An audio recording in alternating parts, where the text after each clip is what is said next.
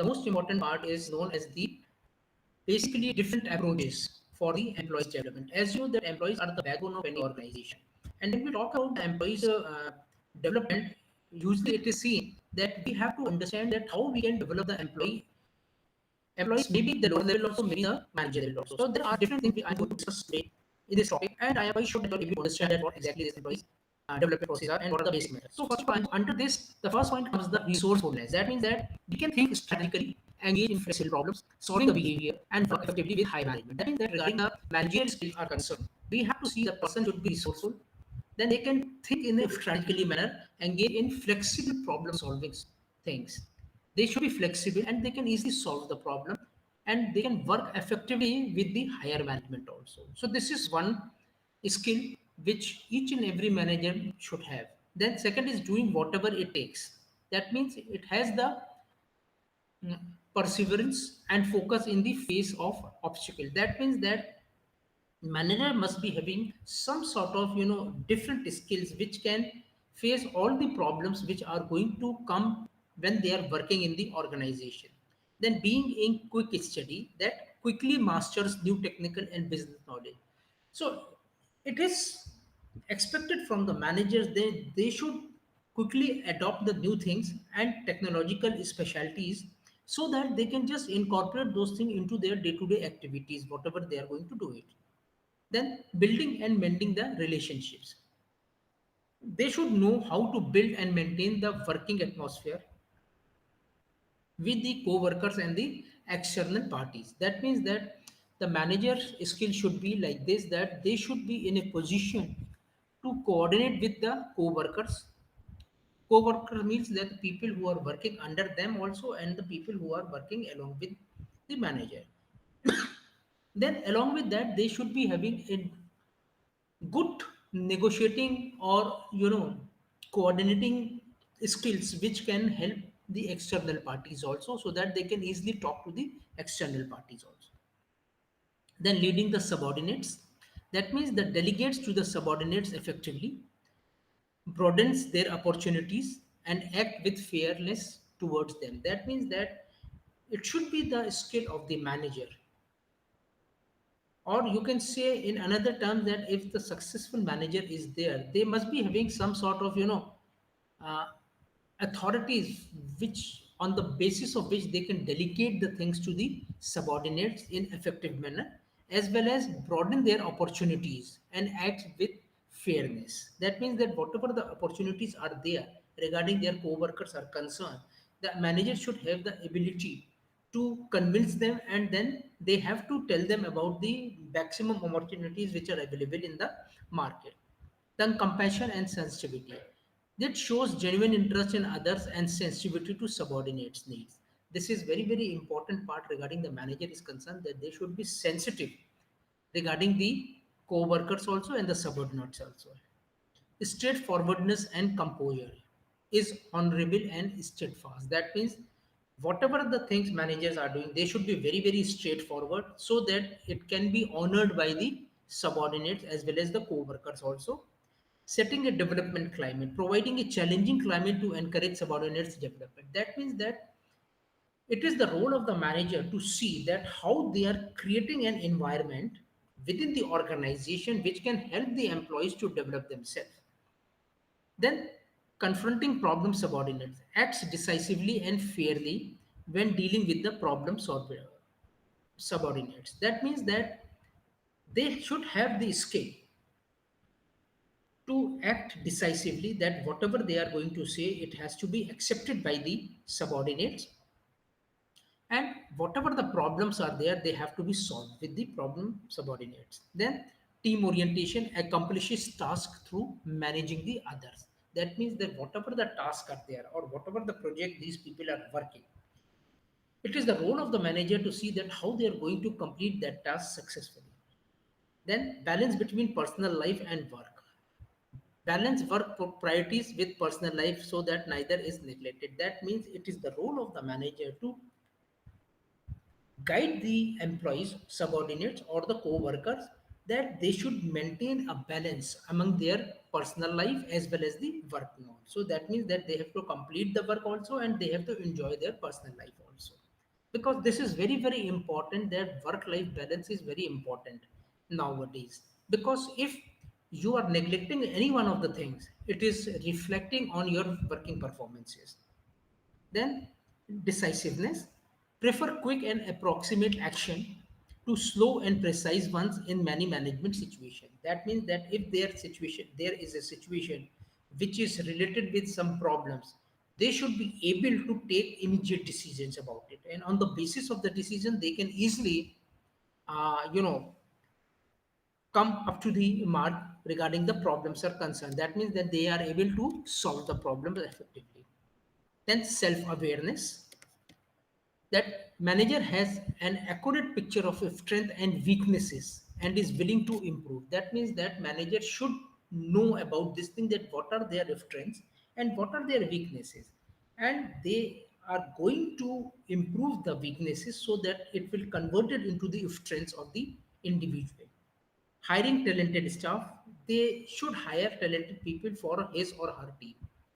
This is also important, that if the manager is working, they should have some people who are talented enough and they are in a position to give the solution to anyone. Then putting people at ease, display warmth and a good sense of humor. This is very very important whenever the managers are working along with their co-workers or the subordinates. They should create an atmosphere which can help these people work in a very very effective manner. Then acting with flexibility. It can behave in ways that are often seen and opposite. That means that the manager's skill is related with the success only when they are very flexible. So these are the few points which comes regarding the managerial success is concerned. So if somebody wants to become successful management, these are the things which they have to take into consideration. So this is the first point. Then we are going to talk about the approaches to employees development. As we have discussed about the managerial development, what are the skills which are required from the managers so that they can lead the uh, subordinates as well as the co-workers in a appropriate manner. Now we are going to talk about the development of the employee, that what are the basic approaches which we have to talk about it. So under this various approaches, the first approach is performance appraisal. This is the process of measuring employees' performance. As everybody knows that performance appraisal is nothing but it is the measurement of the performance of individual employee. Then there are different approaches for measuring the performances of the employee. Number one is ranking the employees as per the working condition is concerned, then rating their work behavior. That means that whatever the work the employees are doing, on the basis of that, they have to rate the people when they are doing the performance appraisal. Then third is rating the extent to which employees have desirable traits believed to be necessary for the success. That means the job success. That means that they have to rate up to that extent that they have to identify this thing, that what are the desirable traits one person should have and which is very very essential for the job success. So these are the basically performance appraisals regarding the employees development is concerned. Then they are saying the appraisal system must give employees specific information about their performances, problems and ways they can improve their performance. As you know that when we are talking about the performance appraisal in the organization, we have to identify this thing, that how the employees are working, and if their performances are not coming up to the mark, then we have to give some chance to them so that they can improve their performances.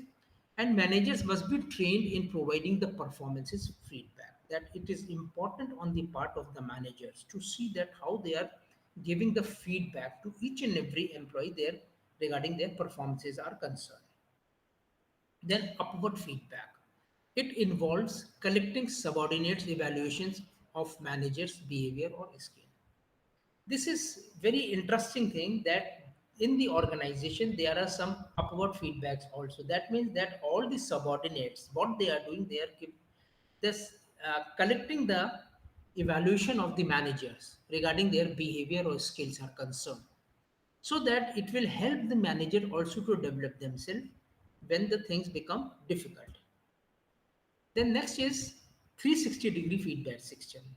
I think this word is very, very common and everybody must know about this thing, that it is relating with the lot of things. If we talk about the 360-degree feedback system, it includes the manager, it includes the subordinates, it includes the customer, it includes the peers also. That means that when we are talking about the 360-degree, that means we are considering all these things. That means we are taking feedback from the peers also, we are taking the feedback from the customers also, then we are taking the feedback from the subordinates also and from the managers also regarding the employees are concerned. So on the basis of that, we are in a position to understand this thing, whether the employee is in a good situation and they can perform up to the mark, or they are having some problem which can be sorted out after the discussion with the concerned people. Then, regarding the development planning activities from 360-degree feedback, what are the things which we have to plan regarding the 360-degree feedback system is concerned? Number one is to understand the strength and weaknesses. We have to review the rating for strength and weaknesses of the individual employee. Then we have to identify skill or behavior where self and others, that means manager, peer, or customer, rating agrees and disagree. That means that we have to identify that what are the strength and what are the weaknesses of that particular employee. Then we have to identify the skills and the behavior of the employee, other than the peers, customers, or managers. And we have to agree or disagree on the rating system is concerned, because when we are taking care of all these four people and on the basis of that we are just rating the person, we have to identify this thing also, that what skill that person is having, what behavior that person is having, and how we are going to develop that thing. Then identify a development goal. That means we have to choose a skill or behavior to develop. When we talk about the developmental goal, this clearly indicates that we are going to talk about the skill of the employee as well as their behavior, which can be developed. Then we have to set a clear, specific goal with a specified outcome. In this situation, when we make the planning regarding the development of the 360-degree feedback, we have to identify this thing, that what are the specific outcome when we are talking about the goals and a uh, achievement of those goals. So whenever we are setting up this thing, we have to identify this thing, that we have to find out the outcome of those goals also. Then we have to identify a process for recognizing goal accomplishment. That what are the basic process and on the basis of which we have to achieve the goals. This is also important. Then we have to identify the strategies for reaching the development goal. How we are going to reach the development goal? They are saying that we have to establish strategies such as reading, job experiences, courses, and relationship. That means that when we are making the strategies for the development planning, we have to see that what are the strategies we have to look into that. These strategies includes reading, what are the job experience of the employee, what are the courses on which we are working on, and what are the relationship of the job with the courses are concerned. Then they are saying that then we have two strategies for receiving feedback on progress. That means that whatever the progress employee is doing regarding their development program is concerned, we have to see that how we are receiving the feedbacks from the people. Then we have to establish the strategies for receiving in reinforcement for the new skill or behavior. That means that we have to make the strategies in such a manner that we have to reinforce for new skill or behavior in that particular employee, or maybe in the new employees also. So these are very, very important points which we have to take into consideration when we talk about the strategies for the developmental goal of the organization. Then there are factors necessary for a 360-degree feedback system to be effective. That means there are few factors which are very, very important for a 360-degree feedback system. So, number one is the system must provide consistent or reliable ratings. As you know that in 360-degree feedbacks, we are taking the help of the peers, customers, managers, subordinates. So they are saying that whatever the ratings we are giving to for the employee regarding the performance appraisal is concerned, it should be very consistent or reliable. Then the feedback must be job oriented. That means that whatever the job is that employee is doing it, it should be related with the same feedback. It should not like that the we are giving the feedback on the behavior of an employee who are behaving in a different manner outside the organization. No, we have to see that on the job whatever the behavior of the person is, whatever the skill of the person is, at that time we have to identify those things and give the answer for that. Then the system must be easy to use, understandable, and relevant. That means that whatever the system we are creating or developing regarding the planning of 360-degree feedback is concerned, we have to understand this thing that the system should be very easy, it should be understandable to each and every employee, and it should be relevant also. Then they are saying that system must lead to managerial development. That means that whatever the system we are preparing or whatever system we are planning, it should be related with the development of the employees so that they can reach the second ladder, that means the managerial level effectively. So if we talk about the factors, the factor says first it should be consistent and reliable, then it should be job related, then it should be easy and understandable, and then it should be leading to the managerial development of the employees. Then we are going to talk about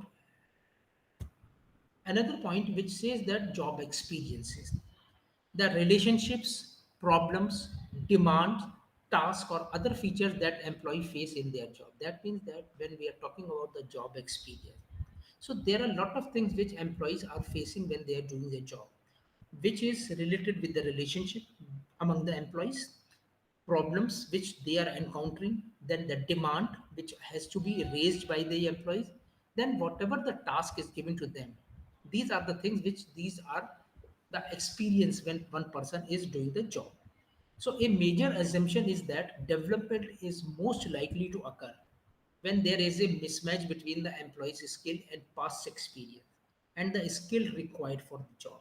That means this line says that it is usually seen that the development is most likely to occur when there is a mismatch between the employee's skill and past experience. That means that whatever the developments are there, it is going to be occur when there is a mismatch between the employee's skill and the past experiences and the skill required for the job.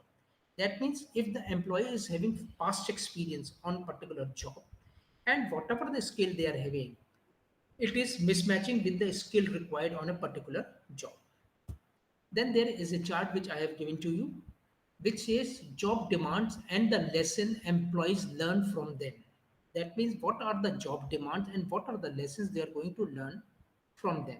Number one is making transitions. That means unfair familiar responsibilities. So the manager must handle responsibilities that are new, very different, or much broader than previous one. That means that the manager must handle the responsibility that are a new responsibility. It is very difficult and they much broader than previous one. Then providing yourself, the manager has added pressure to show other that she can handle the job. Then creating the challenge, developing new direction. The manager is responsible for starting something new in the organization. That means it is a creative thing which manager should think about on the job, that they can come up with the new ideas and new experiences which can do the thing. Then inherent problems. The manager has to fix the problems created by his predecessor or take over problems employee. That means that whatever the problems are created or arises when their previous managers are there, so it is the role of the manager to see that you have to clarify those problems also. Then reduction the decisions about shutting down operations or staff reduction has to be made. That this is the decision which has to be taken by the manager. With problems with the employees, that employees lack adequate experience, are incompetent or are resistant. That this will also one of the problem which managers may face when they are working in the organization and they are in a position to create the changes into it. Then we are going to talk about another point which is known as the having high level of responsibility, which says high stake. That means the clear deadlines, pressure from the senior managers, high visibility and responsibility for key decisions make success or failure in this job clear evident. Managing business diversity, that the scope of the job is large with responsibilities for multiple functions, groups, products, etc. Then handling external pressures, external factors that affect the business, that is negotiating with unions or the government agencies. These are external factors. Or working in a foreign culture. Coping with serious community problems must be dealt with effectively. This is also one of the job demand from the managers. Then being involved in non-authority relationship. That means the getting the job done require influencing the peers, higher management, external parties, or other key peoples over whom the managers has no direct authority. That means that it is also very very important on the part of the manager to see that how they are going to deal with these people who are known as the external parties. Examples are the peers, the higher management, etc. Then facing the obstacle. This is another job demand and lesson for the employees, that adverse business condition. This is one point which says that the business unit or product line faces financial problems or difficult economic conditions.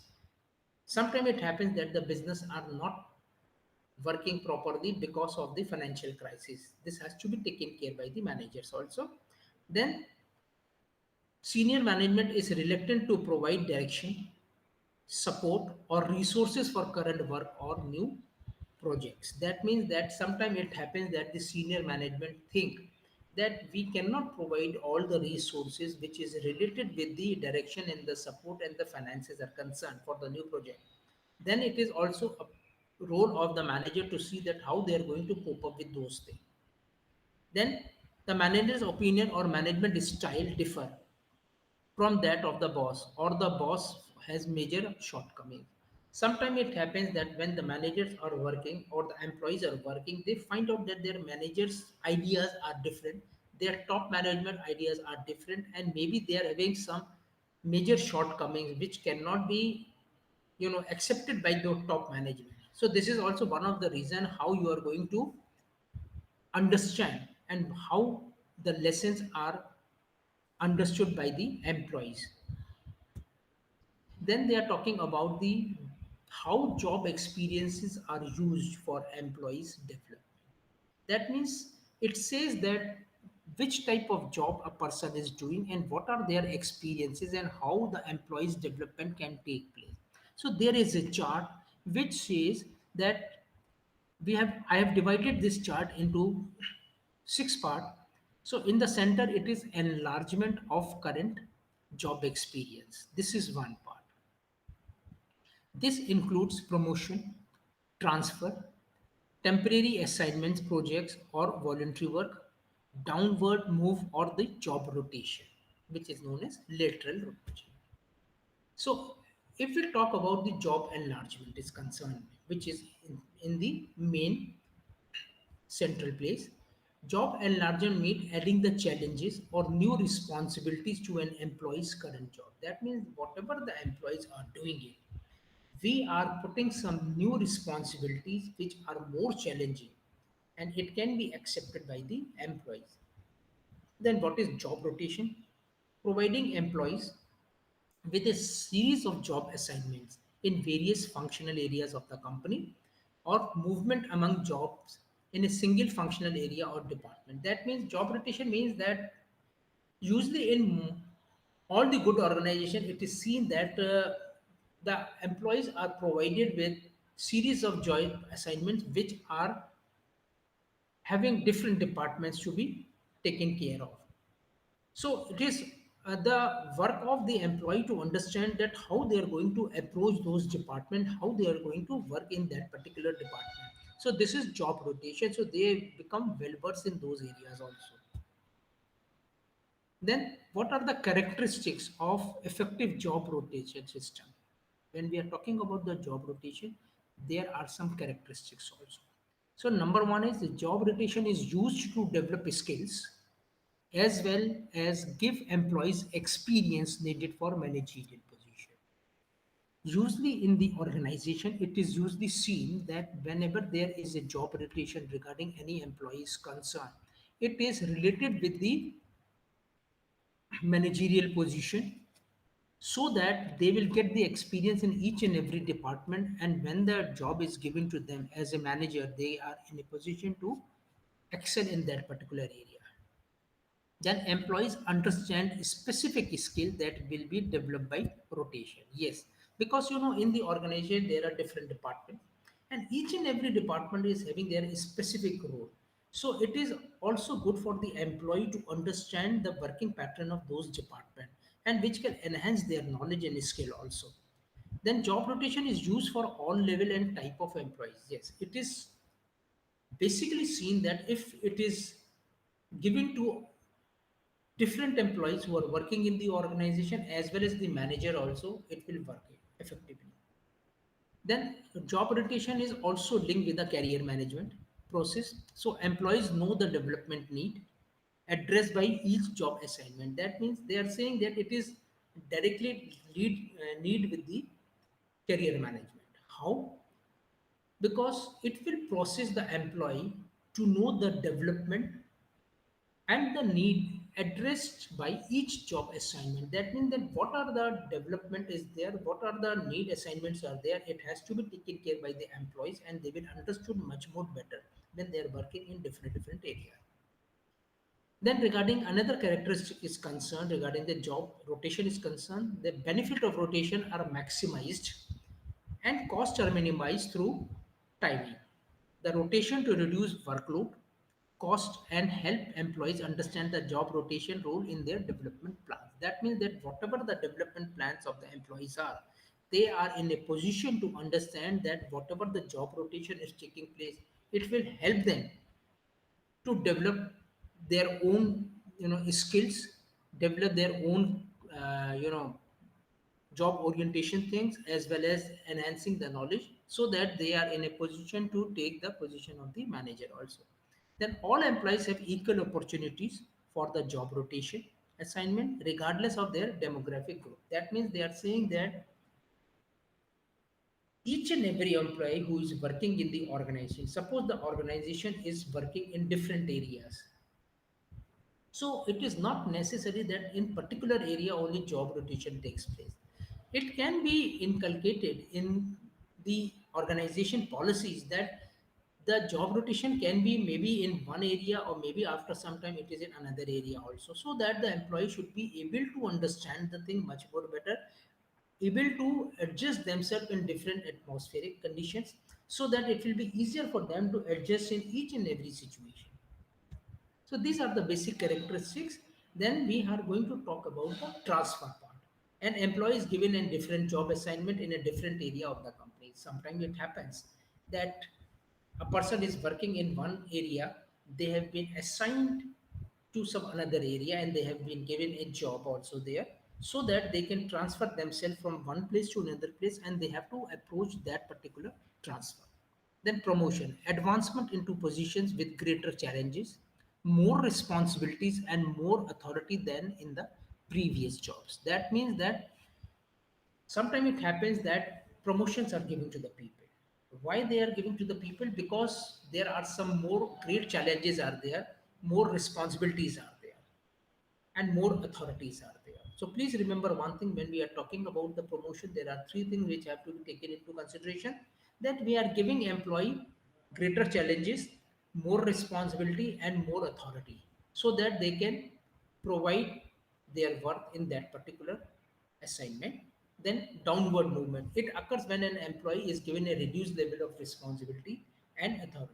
Sometimes it happens that the employees are not working up to the mark. In that situation, what they will do, they will reduce the level of the responsibility of that employee and authority, and then they will say that okay, you just complete this thing, and then we will see how well you are doing this thing.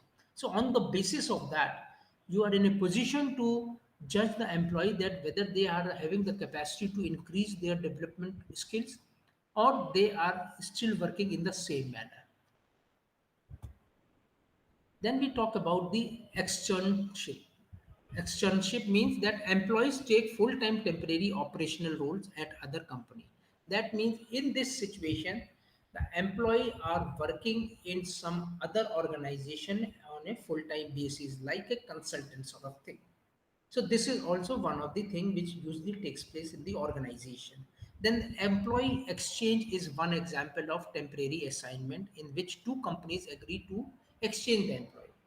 I will give you one example that sometimes there are two organizations. Let's take two organizations, and one organization is working very well. Their production is very good, but they are not very good in the marketing part is concerned.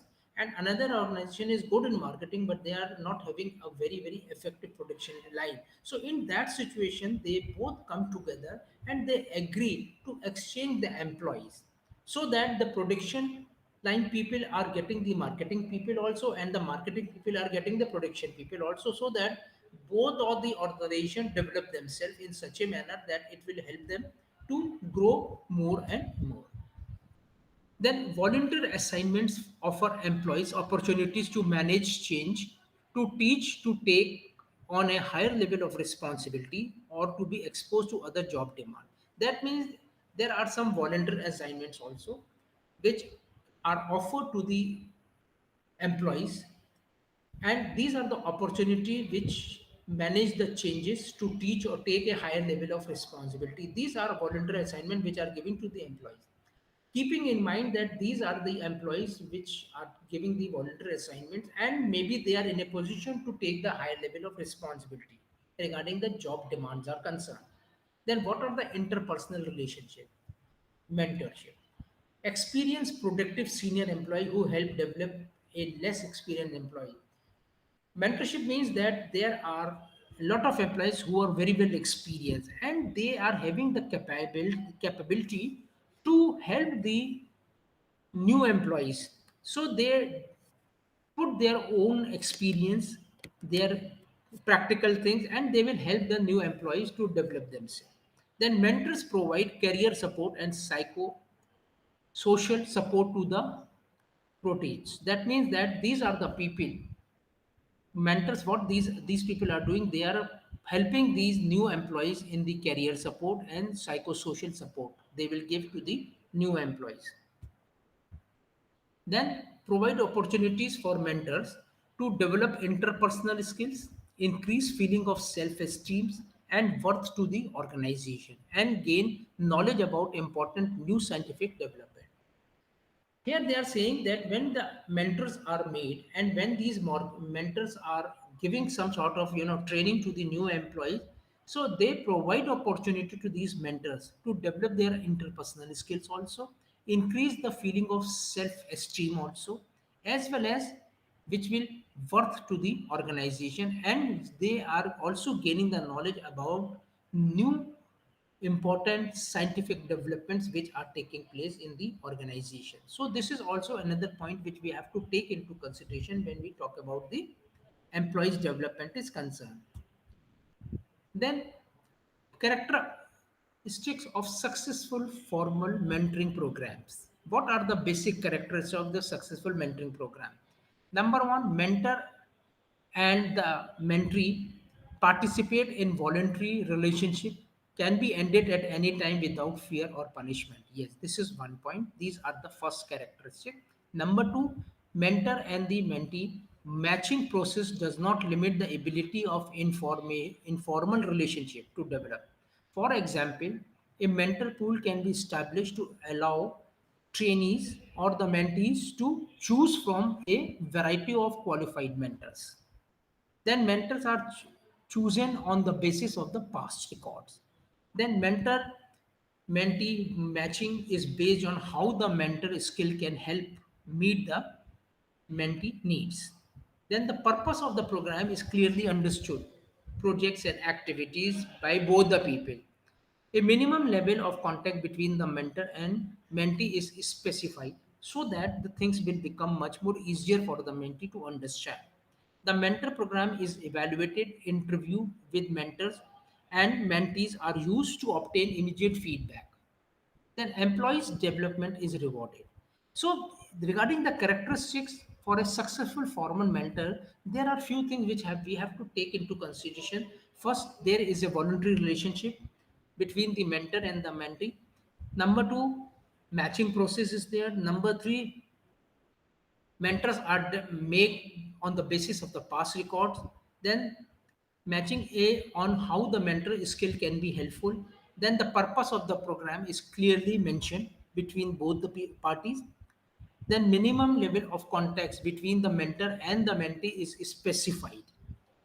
Then mentees are encouraged to contact one another to discuss the problems and share the successes. That means that whatever the mentoring is giving to the mentee has to see that what are the success they have gained after the mentoring has done and how they are going to solve the problem.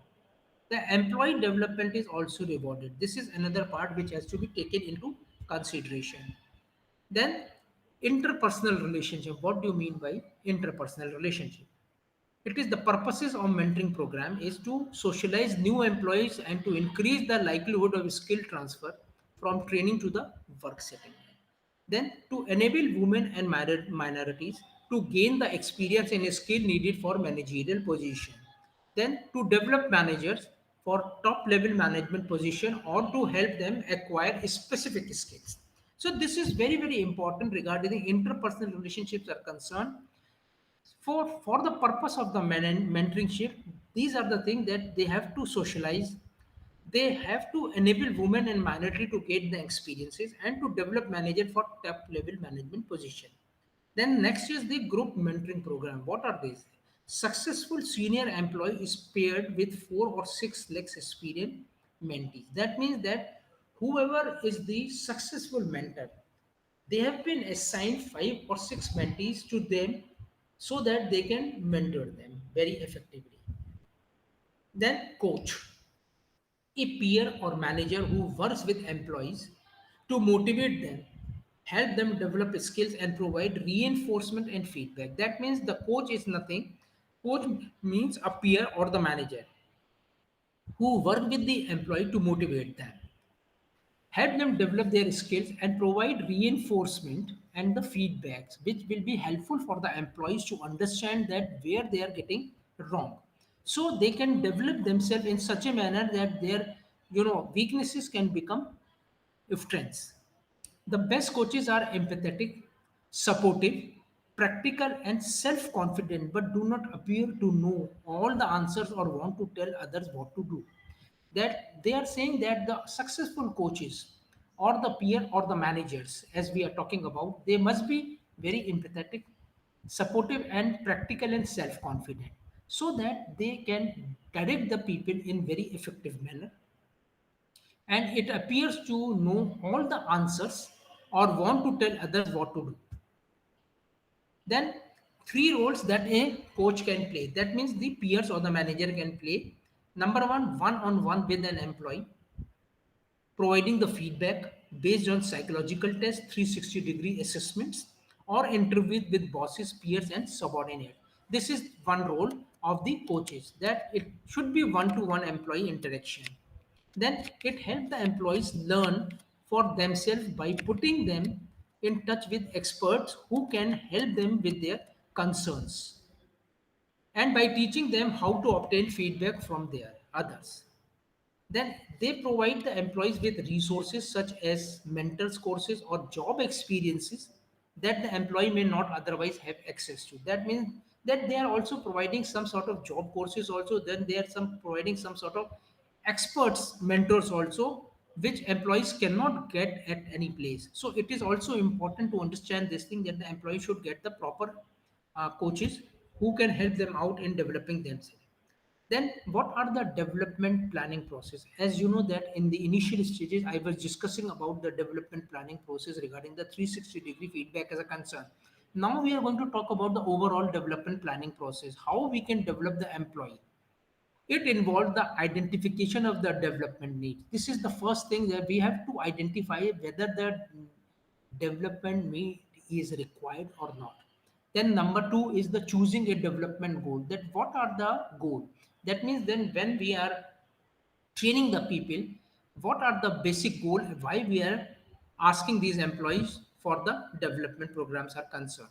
Then we have to identify the actions that need to be taken by the employee and the company to achieve the goal. That means that we have to identify the actions that need to be taken by the employees for achieving the company's goal. This is also important. Then we have to determine how progress towards goal attainment will be measured.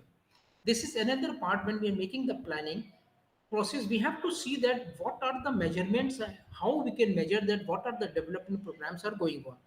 Then investing time and energy to achieve the goal, that how much time we are investing in the achievement of the goal. Then what are the establishing a timetable for the development, that we have to identify the development timetable also. Then what are the responsibilities in the development planning process? So I have divided this thing into three parts. Number one, development planning process, employees responsibility, and the company responsibility. So if we talk about the development planning process, the first thing is opportunity. Employee responsibilities are how do I need to improve. Company responsibility, company provide assessment information to identify employees strengths, weaknesses, interest, and the value. Then motivation, employees responsibilities are, am I willing to invest the time and energy to develop. Then the company responsibility is, the company assist employee in identify personal and company reasons for change. Then goal identification, what do I want to develop. Company provides development planning guides. Then criteria, how will I know I am making the progress. Then managers provide feedback on criteria, on the part of the company responsibility is concerned. Then we talk about the accountability, what is my timetable, how can I ask other for feedback on progress toward my goal.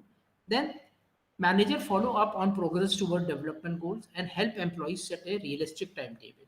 So these are the things which we have to take into consideration when we are talking about the responsibility.